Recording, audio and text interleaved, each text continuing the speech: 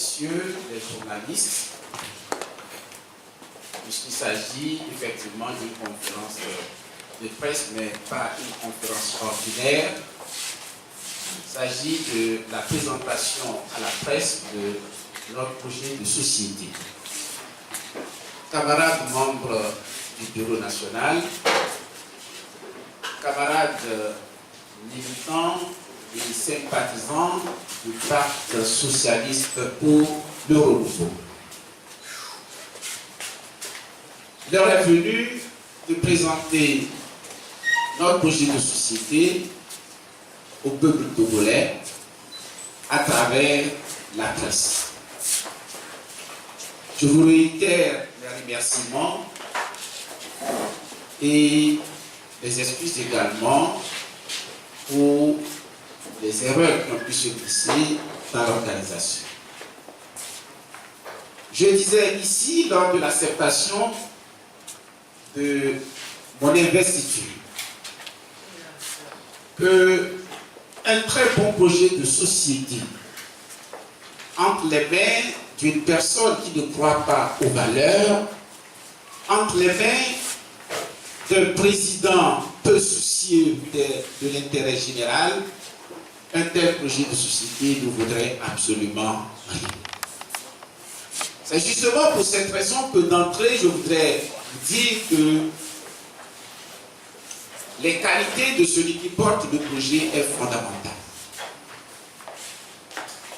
Et je voudrais aussi vous dire, contrairement à ce que beaucoup de Togolais pensent, ou certains Togolais le disent, je crois qu'ils le disent parce qu'ils sont désespérés, que l'essentiel c'est de pouvoir changer le chef de l'État, l'actuel président, parce qu'il y a longtemps qu'il est là, on est fatigué de lui, et le résultat n'est pas au rendez-vous, c'est vrai. Mais je veux aussi dire au peuple togolais qu'il ne s'agit pas de le changer. Il faut aussi changer la façon de faire et changer radicalement la politique dans notre pays. Il faut qu'on en arrive à une situation dans laquelle les dirigeants ont une autre perception du pouvoir. Le pouvoir ne peut pas être un instrument de jouissance. Le pouvoir est destiné à réaliser le bien-être d'un plus grand nombre. Et c'est justement pour cette raison que, avant de parler de mon projet de société, je vous dirai ma foi. Ma foi, c'est d'abord le caractère sacré de l'homme, qui doit être au centre de toute action. C'est fondamental pour moi. Je veux aussi vous parler de ma méthode, en disant qu'il s'agira de l'écoute dans l'humilité et de l'action dans la concertation. Vous annoncez que ma boussole, ce sont les valeurs. Parce que les valeurs politiques sont pour nous, au Pacte socialiste pour le renouveau, les valeurs en général sont pour nous, au Pacte socialiste pour le renouveau, une boussole. Un navigateur qui n'a pas de boussole se perd. Et de la même façon, pour nous, au Pacte socialiste pour le renouveau, les valeurs constituent notre boussole. Et vous l'avez vu, ça ne date pas d'aujourd'hui. Nous avons tout dit bâtir sur les valeurs. Et c'est en bâtissant sur les valeurs que nous allons reconstruire l'espoir. C'est convaincu de ces éléments, les préalables que je viens de vous présenter, que je vous annonce que notre projet de société s'articule autour de 4 points essentiels, à savoir la refondation de la nation, l'émergence d'un État moderne, l'épanouissement intégral de l'homme et une coopération pragmatique. Après cela, je terminerai normalement avec la mobilisation des ressources que je ne considère pas comme un point du projet politique, puisque tout dépendra, ou bien cela s'inscrira dans le cadre de toutes les actions qui se feront pour faire aboutir ce projet.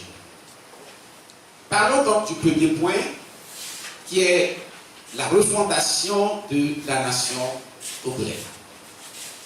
Il est courant de parler de la nation, La nation est fondée sur un certain nombre d'éléments. Et parmi ces éléments, il y a un qui m'intéresse essentiellement, c'est la conscience de notre unité. Et dans la conscience de cette unité, il y a aussi cette volonté d'être lié, d'être un tout indivisible. Et nous ne pourrions pas être un tout indivisible si un certain nombre de principes ne prévalent pas. Nous ne pourrions pas être un tout indivisible s'il y a l'injustice dans ce qui se fait. Si nous sommes un tout indivisible, comme un corps humain, lorsque les yeux souffrent, les pieds souffrent. Lorsque on a mal au ventre, c'est tout l'organisme, c'est toute la personne qui est en difficulté. Et pour cette raison, il faudrait que nous puissions constituer ce tout. Pour constituer ce tout, un certain nombre d'exigences sont indispensables, parmi lesquelles, je les cite rapidement, la transformation des mentalités, la gouvernance par l'équité, la solidarité nationale, et ensuite, comme moyen, faire ressortir les citoyens de l'anonymat. Et il faudrait également instituer un service civil ou militaire selon les choix des uns et des autres. Parlons d'abord de la transformation des mentalités. Chers amis, chers frères, chers concitoyens, le problème au centre de nos préoccupations, les problèmes dont souffre le pays, ne sont pas fondamentalement des questions de moyens.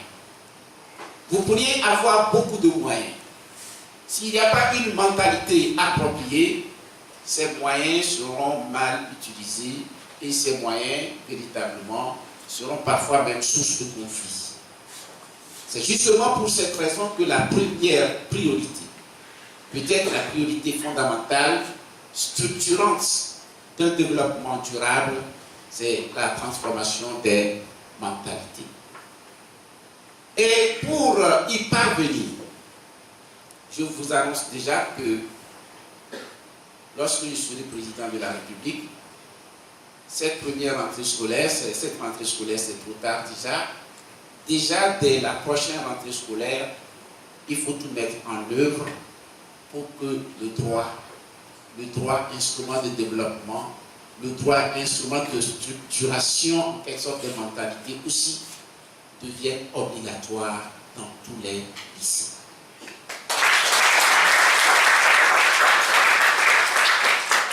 Je le dis ici parce que le citoyen doit savoir sur quel état. Le citoyen doit comprendre que construire un hôpital n'est pas une faveur du président de la République pour une population. Construire une route, c'est une obligation fondamentale de l'État. Le patrimoine de l'État n'est pas le patrimoine du chef de l'État. Je crois que l'ignorance est source de domination, en quelque sorte, et de soumission indue. Par conséquent, tous les Togolais doivent pouvoir connaître leurs droits et leurs obligations. Il ne s'agit pas de faire de nous tous des magistrats ou des avocats, mais de donner des éléments nécessaires à l'appréhension ou à la compréhension de l'action politique. Plus tard, lorsque nous serons suffisamment assis, l'enseignement même du droit viendra jusqu'au collège. Et sur les notions élémentaires, il faudrait même initier cela déjà dès l'école primaire. Je disais aussi que l'éducation civique sera obligatoire, parce que c'est aussi un élément de transformation des mentalités. La transformation des mentalités devra commencer également dans nos foyers. Et il faudrait éduquer nos enfants, éduquer nos jeunes à l'égalité des sexes. Un homme peut faire la cuisine. Un homme peut s'occuper d'un enfant. et la femme peut faire toute forme ou toutes sortes de travail. Cette transformation des mentalités me paraît aussi fondamentale. La transformation des mentalités passera également par la recherche de l'excellence. Vous le verrez dans les développements que nous ferons, parce que pour nous, le travail est une valeur fondamentale dans la société. Nous vous l'expliquerons dans quelques instants. Pourquoi est-ce que nous faisons donc du travail comme une valeur sociale fondamentale?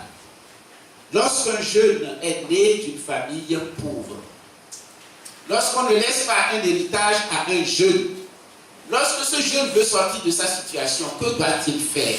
Il ne peut le réaliser que par le travail. Et le travail bien fait.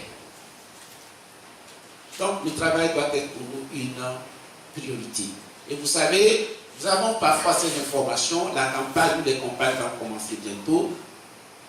Certaines personnes qui n'ont absolument rien, à la fin de cette campagne, deviendront des multimillionnaires. C'est dénigrer le travail. C'est de ne pas donner à ceux qui travaillent la valeur qu'ils méritent. Et donc, le travail doit être une valeur sociale profonde. Nous devons également passer par le bien public. Le bien public doit être respecté et il faut transformer les mentalités dans ce sens. Quand on sait que le bien public est public, on ne possède pas des détournements. Comment pourriez-vous expliquer, mesdames, messieurs les journalistes, que des citoyens togolais travaillant dans l'administration deviennent des multimilliardaires sans que personne s'en inquiète? Nous sommes dans une société qui a perdu les valeurs. Je le disais dans l'introduction, nous sommes dans une crise profonde, crise politique profonde dans notre pays, mais cette crise est avant tout une crise des valeurs, une crise morale. Et on ne donne que ce que l'on a.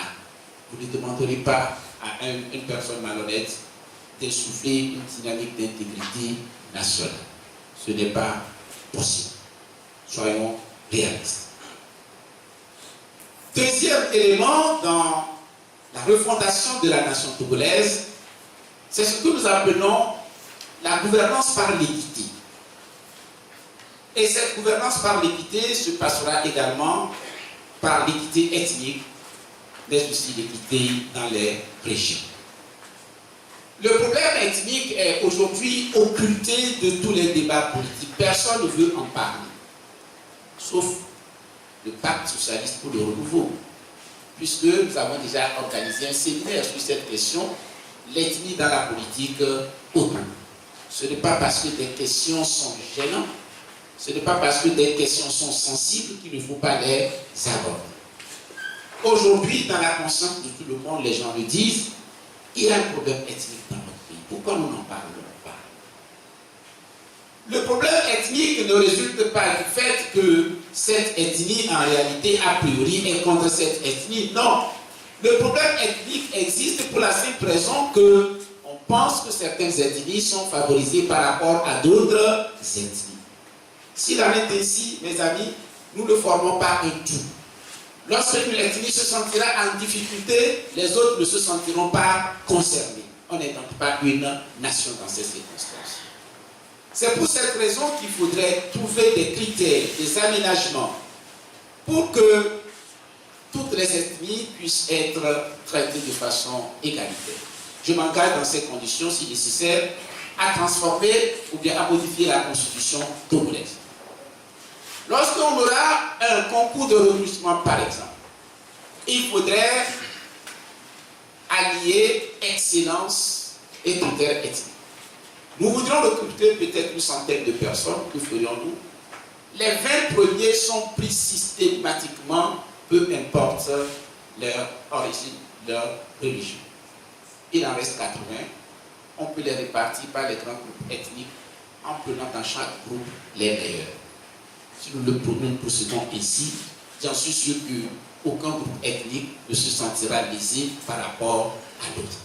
Aucun groupe ethnique ne va lutter pour que ce soit son ethnie qui soit fondamentalement et nécessairement maintenue au pouvoir ou puisse accéder au pouvoir. Et cette exigence sera mise aussi en œuvre dans la nomination au poste de responsabilité sur l'ensemble du territoire.